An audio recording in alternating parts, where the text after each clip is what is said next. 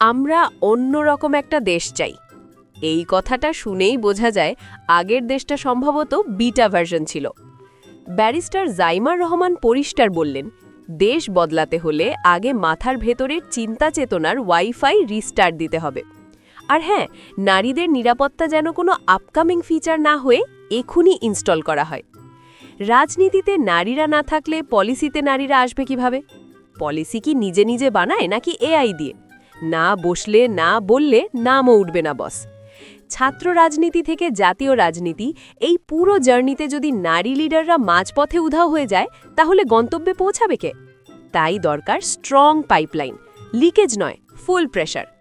আর leadership শুধু poster ধরা leadership না, দরকার মেন্টরশিপ, ট্রেনিং, আর হ্যাঁ, সামান্য ফান্ডিংও লাগে বস। শেষ কথা একটাই, নারী এগোলে দেশ এগোবে। এটা কোনো স্লোগান না, এটা আপডেটেড ভার্সন।